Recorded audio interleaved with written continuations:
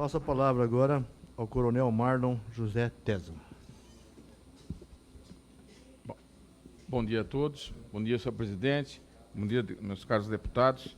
Queria inicialmente agradecer o convite para estar aqui, para poder se manifestar a respeito de um tema bastante importante que nós vamos focar nesse momento aqui e fazer um comentário sobre um outro tema correlato também.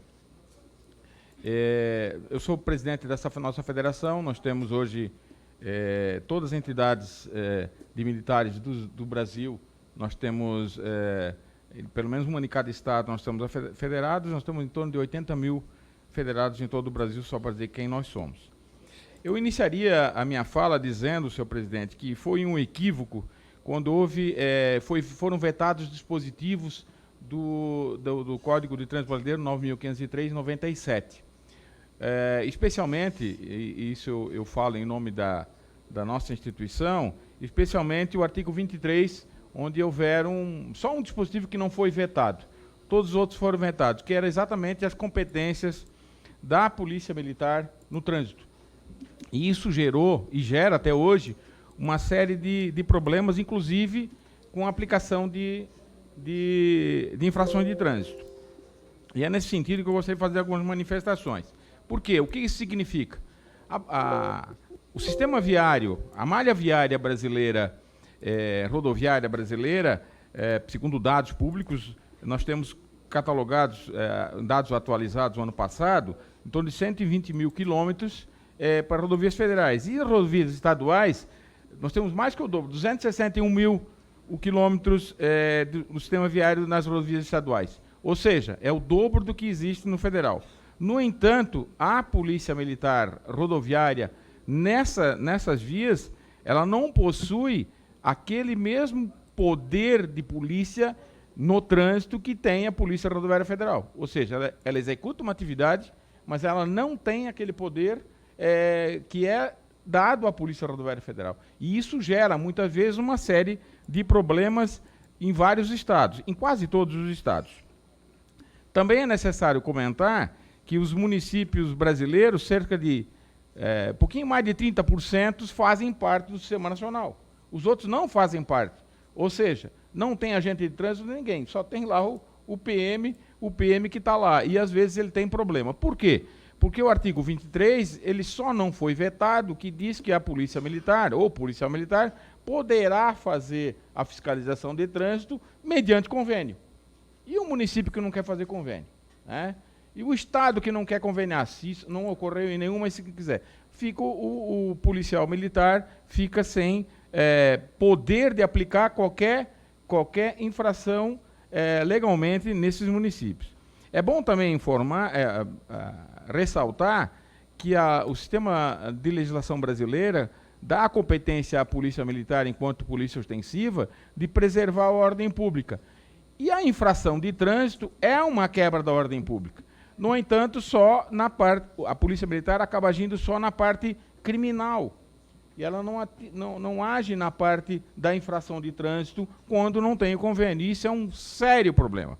É um sério problema para as polícias militares de todo o Brasil. Então, nós vemos aqui como oportunidade, inclusive, desse debate sobre a Lei 9.503, a urgência em se restabelecer.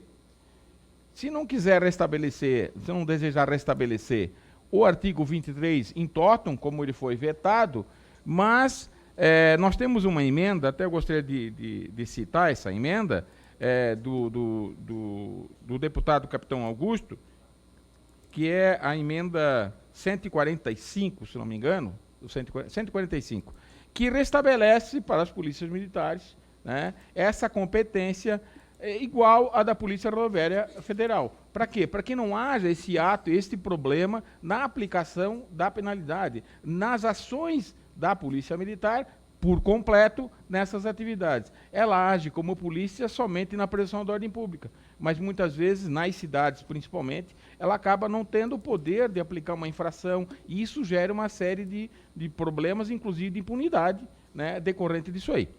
Por quê? Porque nós temos quase 70% dos municípios brasileiros que não fazem parte do Sistema Nacional. E eu acredito, sinceramente, que demorar muito, se um dia ocorrer, nós temos a totalidade dos municípios brasileiros fazendo parte. Porque ele não se enquadra, são municípios pequenos que não se enquadram naquelas exigências do Código de Trânsito Brasileiro para que ele faça parte do Sistema Nacional de Trânsito, para que ele consiga montar lá seu departamento, enfim. Eu gostaria de... Eu estou, na verdade, senhor presidente, reproduzindo, nós patrocinamos, através da Federação em São Paulo, no final de julho desse ano, nós patrocinamos um encontro nacional, e dentro desse encontro nacional, só para justificar e explicar, nós fizemos reuniões setoriais.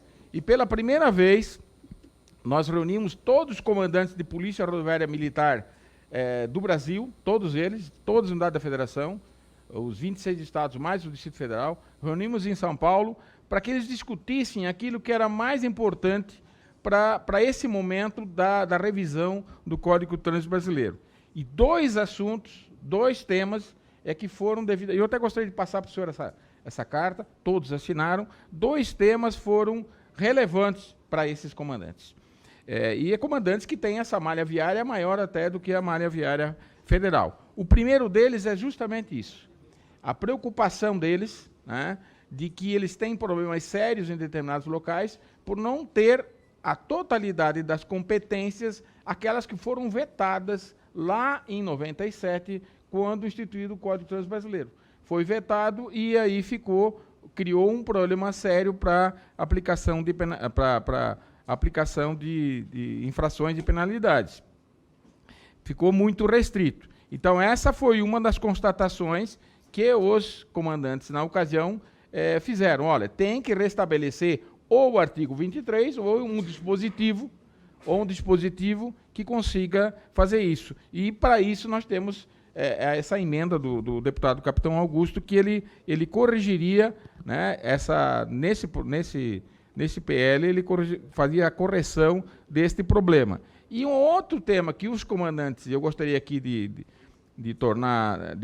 repassar para a comissão, outro problema foi, dentre vários, mas que foi ressaltado, a preocupação com a retirada da exigência dos exames toxicológicos. Por quê?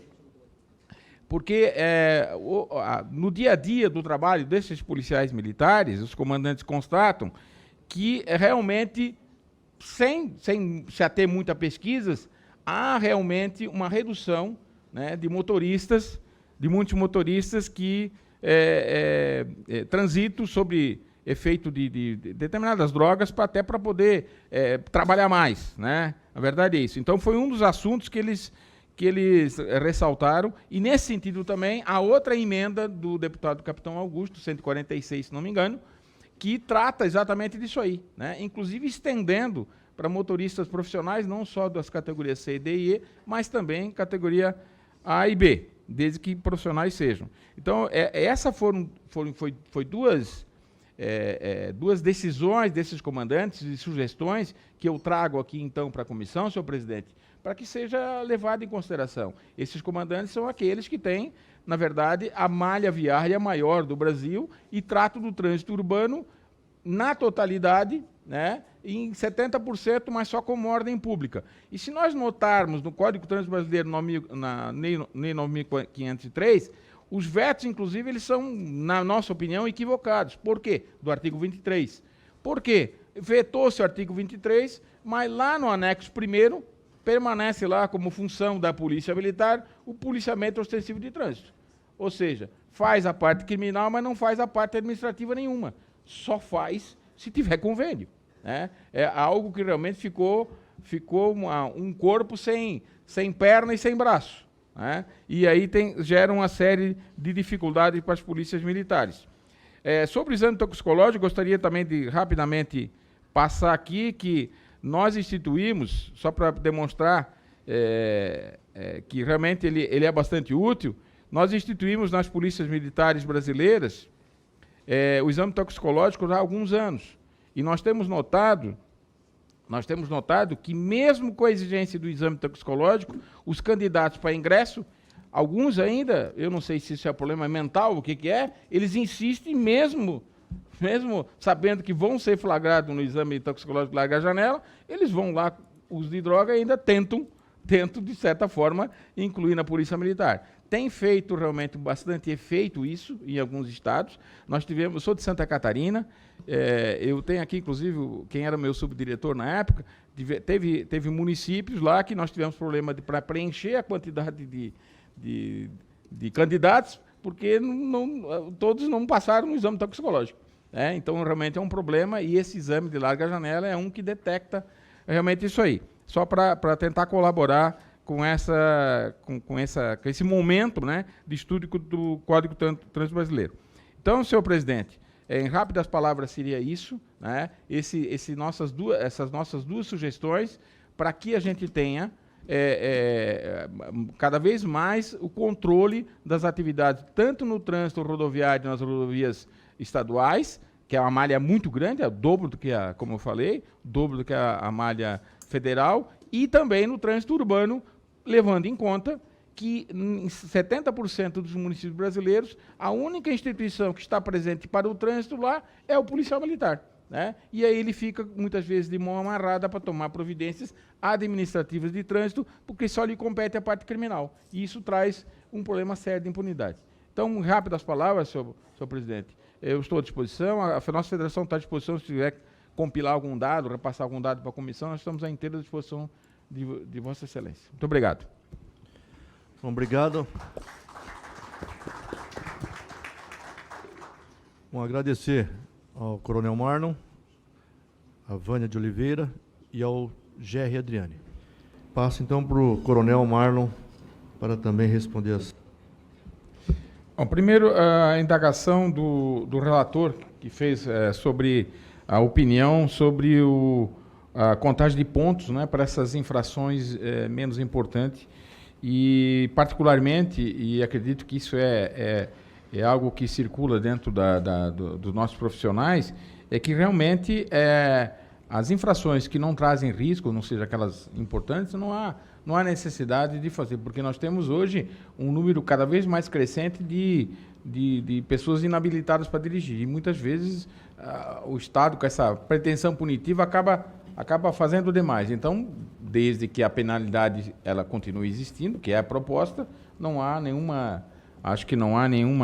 problema, né, nós não vemos, pelo menos, problema em se não contar o ponto, né, não fazer essa contagem de ponto nesse caso dessas infrações.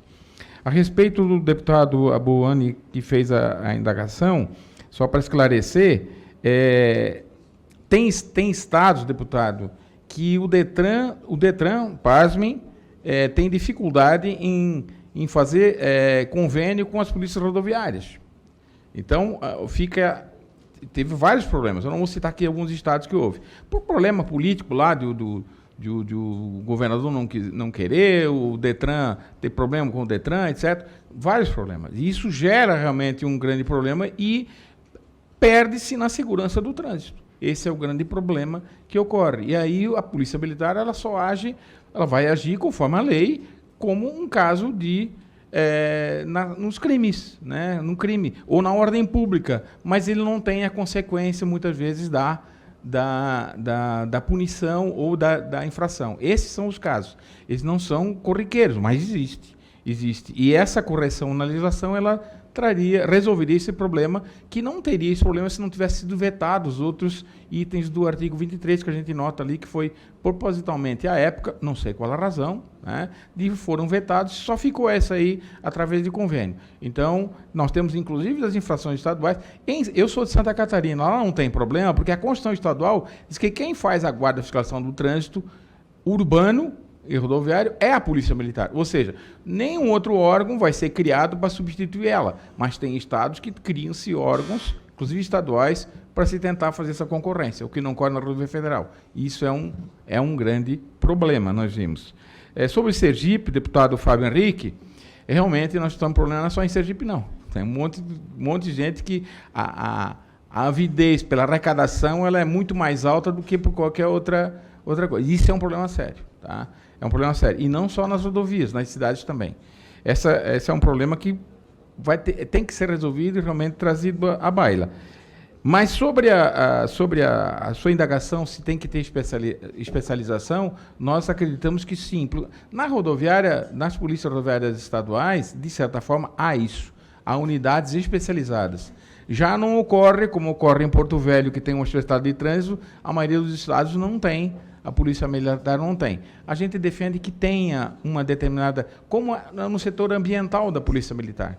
Ou seja, no setor ambiental, qualquer policial militar age, mas quando tem que fazer uma atuação específica, com perícia, essa coisa toda, quem vai fazer? Chama o pessoal especializado que vai tomar. Deveria ser mais ou menos dessa forma. Ou seja, universalmente todos atuam no trânsito, todos atuam, mas casos específicos para tomar atitude, chama aquele que tem a especialidade para isso.